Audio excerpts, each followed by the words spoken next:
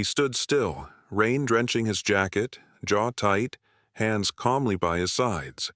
The baton came down fast, once, twice, hitting bone and resolve. Jason didn't raise a fist. He didn't even blink. The crowd outside the courthouse fell silent. A cell phone camera caught it all. The uniformed deputy barked orders, shouting for Jason to get on the ground. But Jason Statham, yes, that Jason Statham, just stared at him. Unmoving, like a mountain refusing to fall for thunder. Let us know in the comments where you're watching from, because what you're about to witness didn't happen in a movie. This was real. 2 days earlier, Jason had arrived in a small town in Georgia, not for a premiere or a stunt shoot, but just to disappear for a while. After 3 decades in the spotlight, he wanted something simple. Gas station coffee, walks through quiet streets, peace. But peace has a way of drawing trouble. And in this town, some folks didn't care who you were, only what you looked like, or how quietly you moved. That made them nervous. That made Jason, to a young, arrogant deputy, a target. But what that cop didn't know, what most people miss, is that Jason's silence isn't weakness. It's control. And when a man like him chooses not to strike back, it isn't surrender. It's restraint, the kind born from a life lived on the edge. This story isn't about revenge. It's about dignity, and how even the most powerful statements can be made without a single punch thrown. Jason Statham wasn't looking for trouble. After years of action, of premieres, of flying fists and roaring engines, he'd stepped back. Not officially retired, just tired of the noise. Hollywood didn't own him anymore. Not really. And the world outside the camera lens held a different kind of clarity. He kept things simple these days. No entourage, no press. Just him, a beat-up Ford truck he'd picked up from a film crew back in Tennessee, and a map with most of the lines scratched out. That's how he found himself in Grady Hollow, a town forgotten by time and shaded by oak trees so wide they made the sky feel small. He checked into a modest motel on the edge of town. No one recognized him, and he didn't correct them when they didn't. He ate at the local diner, nodded politely when the waitress asked if he was someone famous. "Used to be," he said with a dry smile. That was enough to end the questions. But Deputy Kyle Branning had an eye for strangers. Young, cocky, carrying the kind of authority that clings to boys who never earned it. He'd seen Jason walking out of the pharmacy that first day and decided right then, outsider. Maybe it was the posture, the way Jason looked people straight in the eye. Or maybe it was just ego. It started with glances, then questions, then a traffic stop where no laws had been broken. Jason said nothing. Not yet. Because men like him understood timing, and he knew the difference between confrontation and a lesson. And when it came time to deliver one, he didn't need a script or a stunt team. Just truth and silence. The next morning brought a heavy mist that sat low over Grady Hollow. Jason stepped into the diner, ordered black coffee and a plate of eggs, and sat by the window. He was used to people staring, had been for years, but this was different. It wasn't recognition. It was suspicion. Across the street, Deputy Branning leaned against his cruiser, arms folded, watching. He hadn't taken his eyes off Jason since the day before. Jason had seen that look before. In war zones, in back alleys, in the eyes of men too young to understand their own power. Branning had that same twitch beneath his uniform, like he needed to prove something. Jason finished his breakfast, left a generous tip, and walked out slowly. Branning crossed the street. "You got ID?" he asked too casually. Jason stopped, tilted his head. "Did I do something wrong?" Branning shrugged. "Just routine." Jason pulled his wallet from his back pocket, handed over a California license, his real name, his real face. Branning looked it over, smirked. "You one of those actor types?" Jason gave a tight nod. "Used to be." Branning narrowed his eyes. "Well, you ain't in California anymore." Jason held his stare, calm, level. "I noticed." Branning handed back the license. "Don't get too comfortable." Jason pocketed the wallet and walked away. He'd been warned. But it wasn't fear he felt. It was history repeating itself. Another man with a badge who didn't know the difference between protecting and provoking. Later that afternoon, Jason helped an elderly woman lift her groceries into her car. Branning drove by again. Slowed. Watched. In this town, decency looked suspicious, especially coming from a man they couldn't figure out. Jason knew it was only a matter of time. The storm was circling. 2 days later, it happened. Jason had taken a walk out to the edge of town where the trees opened up and the air smelled clean. He liked that space. It was quiet. Until it wasn't. A patrol cruiser rolled up behind him fast.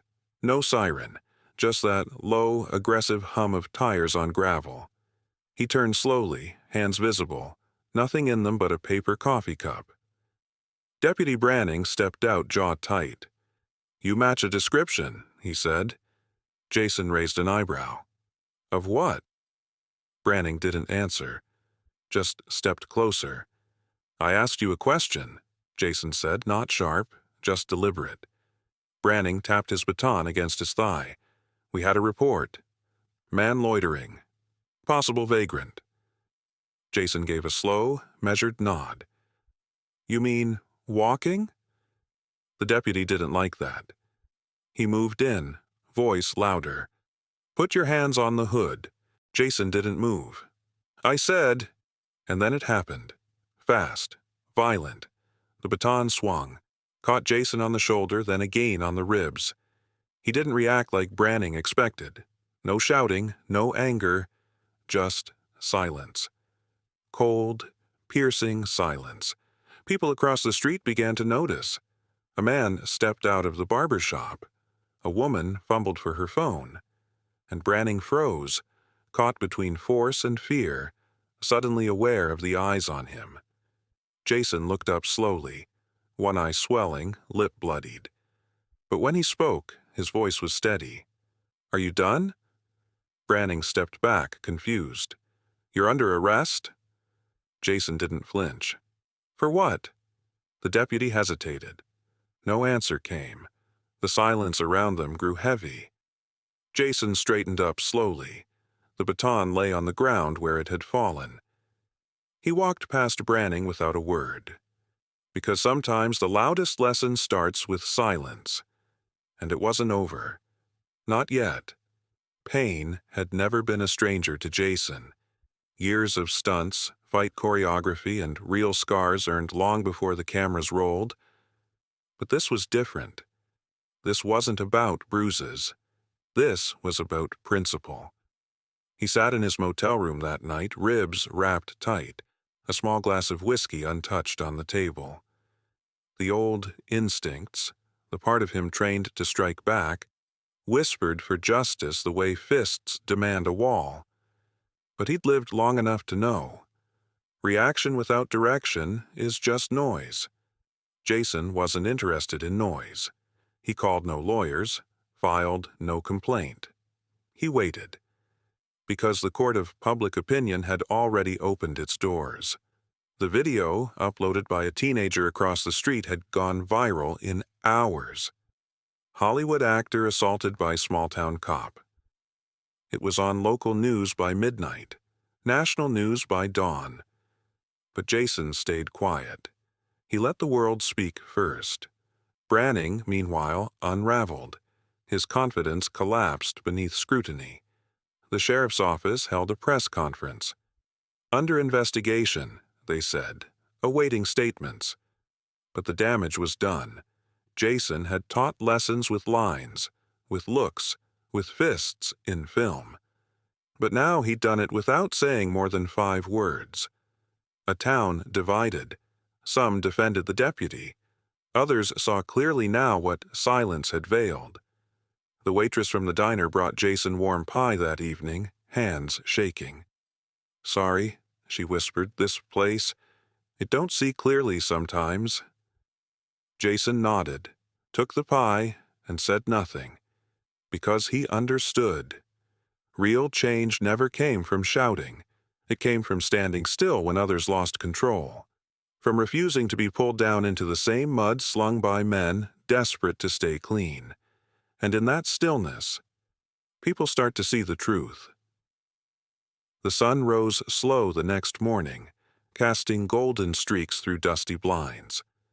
For a brief moment, Jason let himself believe it was over. The bruises would fade, and the town, wiser now, might begin to heal. At the diner, he was met with nods instead of stares. A retired teacher paid for his breakfast. A mechanic down the street offered to look at his truck for free. It wasn't redemption, but it was recognition. The sheriff stopped by around noon. A man in his late 50s, soft-spoken, worn down by years of other people's mistakes. He sat across from Jason, took off his hat. "Deputy Branning's been suspended. There's an internal review. Media's crawling all over this." Jason nodded once. "I just wanted you to know, some of us don't stand behind what he did." Jason sipped his coffee. "But you stood beside him until people started watching." The sheriff's jaw tightened. He nodded. "Fair enough." They shook hands. It wasn't forgiveness, but it was something. That night, Jason walked the town. No eyes followed him now. No voices whispered. Just quiet. A peace he hadn't asked for, but one he'd earned by not fighting. It felt almost resolved. Until a cruiser pulled alongside him, headlights low. Branning. Out of uniform now, but the rage hadn't left him. He stepped out, slammed the door, fists clenched. "You think this is over?" Jason stood still, that same calm steel behind his eyes. But it could have been." Branning stepped forward. "You ruined me." Jason tilted his head. "No, Kyle, you did that yourself." For a moment, the younger man faltered, then he turned, breath heavy, and walked off into the night. Jason watched him go. Because sometimes a man has to be broken before he understands why he should change. The next day brought more cameras, more questions. Reporters from out of state parked on Main Street. The mayor gave a statement. "We take this seriously." It was politics, polished words for frayed reality. Jason didn't speak. He never did interviews about this kind of thing. Fame had taught him the price of being misunderstood, and silence had always been his best armor. But behind closed doors, the town was splitting at the seams. A group of local business owners, nervous about their image, asked Jason to leave town quietly to let things cool off. One even offered him cash. Jason looked at the envelope, then looked at the man holding it. "You want me to disappear?" The man shifted, sweating. "Just until things settle down. You've done enough." Jason stood, slowly. "You're right. I have." He left the money on the table and walked out. And that act, that refusal to be bought into silence, rippled. A local pastor invited him to speak at a town gathering. Jason declined at first, but then reconsidered. Not to defend himself, but to remind them what dignity looks like when it stands under pressure. That night, in the community hall, Jason stepped up to the podium. No notes, no theatrics. Just a man with a healing bruise on his face and decades of quiet experience behind his eyes.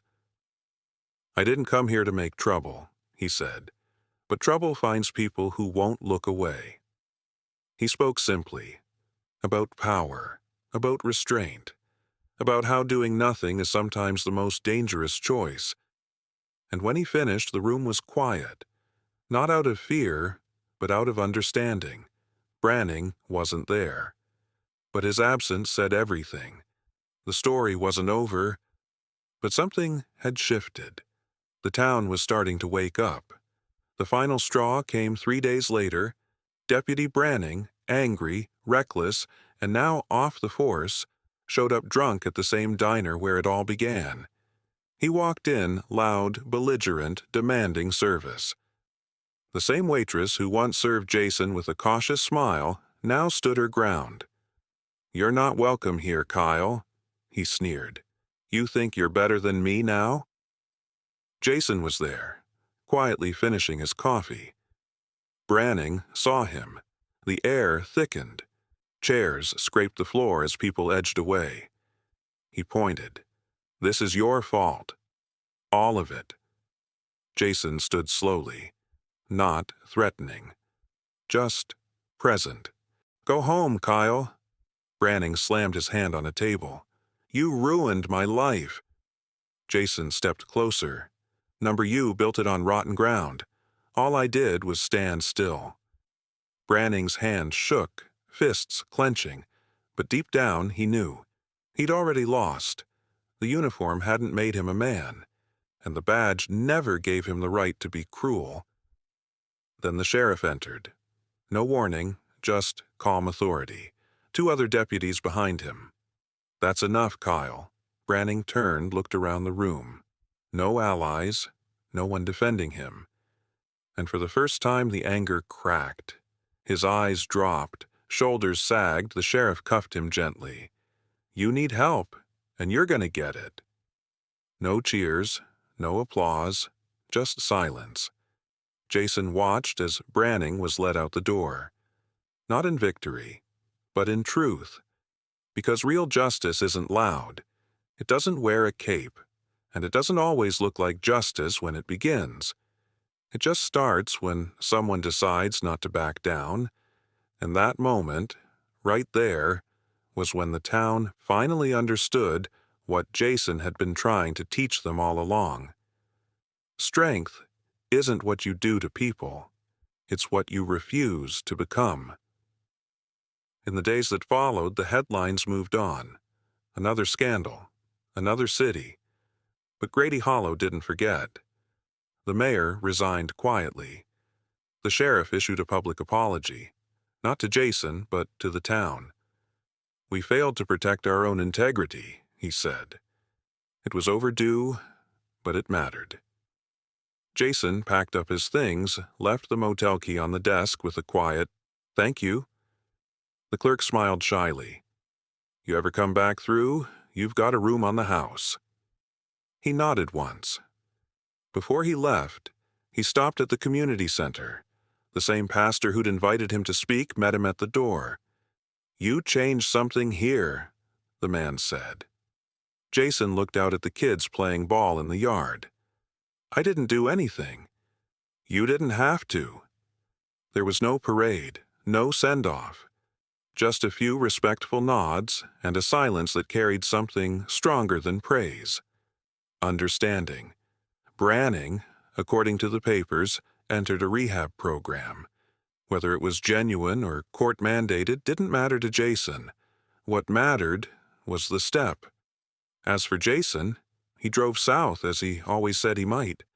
Wind in his face, old road under the tires. Another town ahead, another horizon. He didn't need closure, just peace. And this time, he'd earned a little more of it. Not because he fought, but because he chose not to. Because sometimes the strongest voice in the room is the one that never raises itself at all. And in that silence, the right people finally listen. Justice doesn't always come from a courtroom. Sometimes it arrives in the quiet dignity of a man who refuses to strike back. Jason Statham didn't come to Grady Hollow to make a statement. But he left, having made one of the clearest messages a town like that had ever heard. And he did it without violence, without fame, without demanding to be seen. In a world that often celebrates volume over value, there's something rare about a man who leads by stillness. who teaches by holding the line when no one else will, the baton that cracked against his ribs. That was real, but the real impact came later, when the town saw what restraint looks like, what integrity feels like, and how true strength doesn't bend to provocation. It stands tall, even when no one is watching. Jason's story isn't just about one bad cop.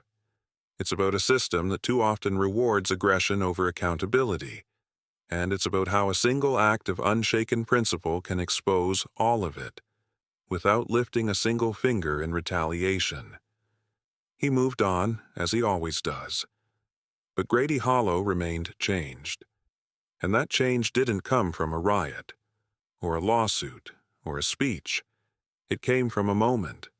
One moment when a man chose silence instead of fury, stillness instead of revenge.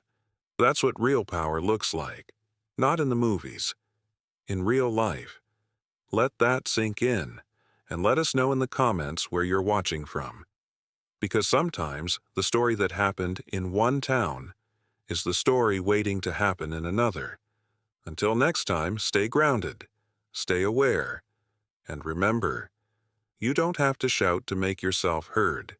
You just have to stand your ground when it matters most.